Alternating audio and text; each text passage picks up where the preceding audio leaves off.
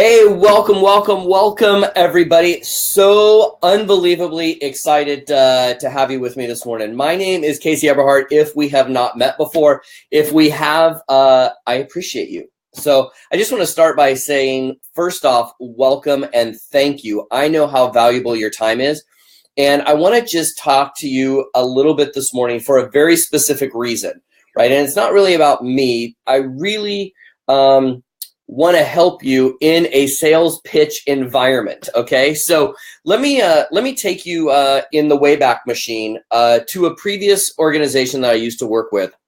This is several years ago, and we were running a pretty big technology firm, and we had a meeting one day, and this meeting was with a billionaire. Okay, this meeting was with a billionaire. Okay, now he was such a huge player in the space that I actually had done a report on him in college. Okay, this is how big this guy was. And I remember when we got with our team, we were going to go do a big pitch to this guy, and we were a team of consultants. And one of the things that our partners did was they took the approach, we're just going to roll into that meeting. We're good on the fly. We're going to kind of just suss them out and feel what's going on, so on and so forth.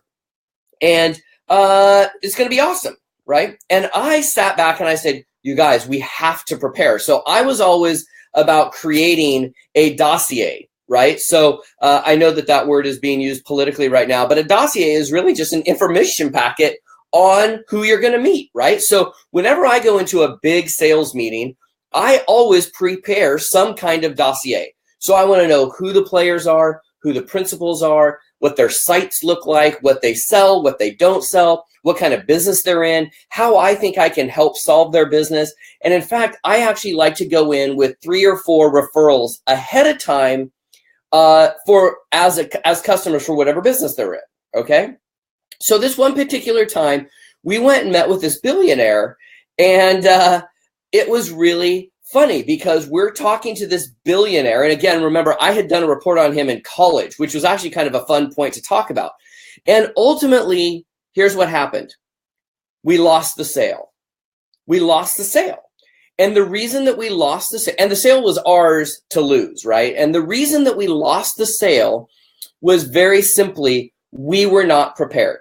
Now, I will say that against my partners, I still created a dossier about the client. And when I walked in, I was the only one that sounded somewhat intelligent in having a conversation about this guy's business. I should say his businesses, what his needs were. All of that could have been figured out ahead of time before we walked into a meeting. We got caught with our pants down, right? We got caught in a scenario where we were so unprepared, it was embarrassing. It was embarrassing, right?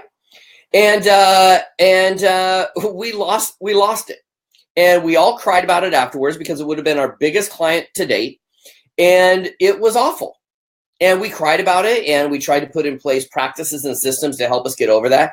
And ultimately, it didn't really work because the partners did not have the same core value that we should walk into meetings prepared. Now, I know that sounds like something that is kind of like, well, duh, of course prepare. A lot of people don't. A lot of people are like, look, we're going to go in, we're going to have a conversation. The first initial thing is going to be a meet and greet. We're going to suss each other out. We're going to feel each other out. We're going to ask a bunch of questions, and then we're going to come back, and then we're going to present to them the solution, okay? So I want to flash forward to this morning, because this morning I was on the other side of the equation. Okay, so some of you know this, some of you don't. It doesn't really matter, but I am a consultant for several businesses. And today we were in I was on the receiving end of a pitch meeting. Okay, so we're in a position to purchase a service, and this service over the course of the next 5 to 10 years is a result. It's probably in the neighborhood of somewhere between $5 and $20 million in sales revenue for the organization that was selling to us. Okay. And so here's what happened. We had an initial conversation, and this morning they brought everybody. So this was a big sales meeting this morning. Everybody was on the Zoom, and this was like my 3rd meeting already of the day. And I know it's only like 10 a.m., but It was really interesting. And here's what was interesting about it. We came to the table, meaning the company I was working with, we came to the table completely on board with what we felt the meeting was about. This was a sales pitch. This was a chance for this organization to sell to us, okay? And here's what's really interesting. They showed up with no preparation whatsoever.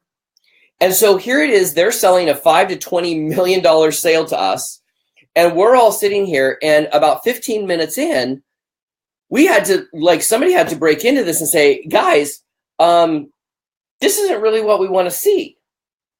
And so they pivoted really quick and changed to another piece, started going down the road. And again, not anywhere in the same ballpark as we were, probably not even in the same state as the ballpark, right? And so I'm sitting here going, oh my gosh, this is what it feels like when somebody's losing a $20 million sale by not preparing at all. At all. And so here's the deal. At the end of the day, it was a very, very valuable lesson for both me, and hopefully you'll get something out of this as well. And that is, it doesn't matter whether the sale is $1 or the sale is $20 million. It would probably make a little sense to, before going into a sales meeting or a sales presentation, that you have a little bit of understanding about who the players are. There are different personality types. There are different levels of technical skill. There are different levels of expectations, what your presentation partner, if you will, is expecting. And if we roll into presentations for our product, good, or service and don't have any idea who we're selling to or what they're about, you're going to find yourself in a little bit of a disadvantage over somebody that walks in and has a little bit of an idea. Doesn't mean you have to show all your cards and, lay all your cards down on the table, but it is important to at least have a fundamental understanding of who the person is that you're actually talking to. I was at a conference a couple of weeks ago, and I heard one of the most amazing speakers, and I can't even remember the guy's name, but he was the guy that was charged with turning around Harley Davidson. Okay. And he was the marketing guy from Harley Davidson, and I can't remember his name. I think it was Ralph. One of the most impactful speakers I've heard in a really, really long time. And one of the things he talked about was, in marketing of Harley Davidson, what psychologically really goes through people's minds. And so he used this example that if you pull up in a car next to a stoplight and a guy or a gal on a Harley pulls up next to you, what happens, right? So you're sitting there in your car. What happens? A Harley pulls up next to you. They go, right? And you try really, really hard. Darla says Ken. So Ken. So you try really, really hard not to look, right? Because you're like, oh my gosh, I can't believe this guy's revving his inches. What's going on with this motorcycle driver? I can't. So if you don't look, what does he do? Does it again, right? What is he doing? He's actually saying to you, look at me, pay attention to me, acknowledge me. And if you don't, they do it again and again and again. And then the funny thing is, the minute you glance over and give them a nod or look or whatever, then it turns into, what are you looking at? What are you looking at? Right? It is our psychological behavior of saying, look at me, acknowledge me, that can help in a sales presentation. So this is how this ties into to our earlier conversation about this meeting that happened this morning. Not one of those sales guys took any time to ask about any of the principals that were on the call. My guess would be, hey, Joey. Oh, Joe, look at this. Watch this. I'm so fancy. Look at this. We got Joey up on the screen. It's important. This is important stuff, because not one of them had done any research on who the buyers were, who the principals were, who they were talking to, not asking us any questions, rolled through a couple of PowerPoints, and got thrown off by just kind of some of us asking questions. And the funny thing is the two people or the three people on the call from our side that can pull the trigger are the three people that the presenters started to cut off. And I believe that it wasn't really their intention to cut three people off. My guess is they didn't know that the three people that they were kind of cutting off were the actual trigger pullers in the deal, because we were the ones that were kind of brought into the call. So look, at the end of the day, this is the message for whatever business you're in, right? And I'm just a guy that does sales pitches and hears sales pitches all day long. So, this is not about me. This is not about Casey Eberhart. This is not about really you. This is about just a core philosophy. It is worth a couple of minutes of preparation going into knowing who the person is you're going to talk about. Angel Fletcher, right? I've done my research on Angel. I actually know her. She has an amazing company. She's helped me sleep, right? She has a product called True Slumber that if you don't sleep well, you got to connect with Angel, right? Now, here's the deal. I've done my research on Angel. I know what she sells. I know that she does huge events. I know she's a top leader in the network marketing profession. She's actually a legend in the space. She's got throngs and throngs of raving fans. I already heard that she did an amazing job at the most powerful women in network marketing in Las Vegas. I can actually go down and quote you something that she said from stage, even though I wasn't there. Now, here's the thing. I'm not trying to sell Angel anything, but I am going to do my research on influencers in the marketplace, and I am going to be prepared so that if Angel calls me one day and says, hey, Case, I'd love to talk to you about X, whatever that is, I know who I'm talking to. And before I get on a call with Angel, you know what I'd probably do? I'd go check her out on Facebook. And I'd go see where she is, what she's doing, what's happening. Tim Gillette, always check out prospect when you're selling. Absolutely, Tim. Well, you know that. It's all about, are we talking to the right people about what they want to talk about, which is primarily themselves, right? Themselves. Angel says she's done her research on me as well. Oh my goodness, that scares me a little bit. I don't know what you found, right? So Dean brings up a really good point. Stop selling, start serving. These guys probably would have closed a $20 million deal today had they shown up and went, oh my gosh, Casey, we know that you're into this. How's the root canal going to go? Because I'm having a root canal this afternoon. They would have only had to look on my Facebook page. They would have known I ran over my laptop yesterday or a week ago that I just got it back. They could have pulled those points in. I would have been endeared to them, and their sales pitch would have gone really, really well, because the reality is it's not really about the product, good, or service. People are buying you. So if people are buying you, it's worth spending a few minutes going in and learning about them, maybe sharing their content, asking more questions, so that when you show up in a sales presentation, whether it is $5 or $145 auto ship for your network marketing company, or a roofing contract, or a building contract, or a chair restoration business, we're always in sales.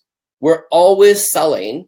And I don't mean that in a hardcore way, but we're always building a relationship. We're selling the other person on the idea that they should continue and banter back and forth in the conversation and see if there's a place that we can serve them.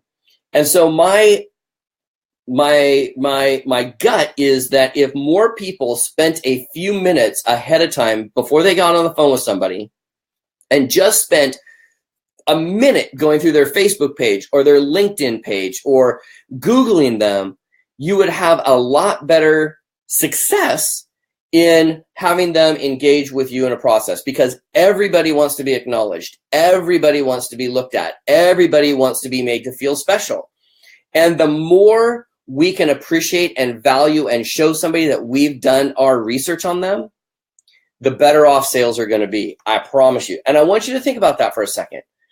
Think about how you would feel if somebody showed up into a sales pitch to you and just went, okay, well, let me show you my PowerPoint. My PowerPoint is this. This is what you're going to get. This is how you can pay this. Versus somebody showing up going, hey, BJ, how's it going? I know you're out in Wyoming. How's the weather in Wyoming? And build up some rapport. And one of the things that builds rapport is that you walk into the conversation a little bit prepared. So anyways, guys, I hope this is helpful and valuable to you. If it is, I appreciate, well, if it isn't, I appreciate you as well. But I just really appreciate you taking the time to jump on. I sincerely hope that the next time you do a sales pitch or a sales presentation or an engaging conversation with somebody in buying or joining you or whatever in your product, good, or service, that you do what Dean just says. And I think this is just great. Never leave the side of a human interaction without creating value. Dean, I can't think of any way to end this video better. You guys go out, add some value to the person on the other side of your equation.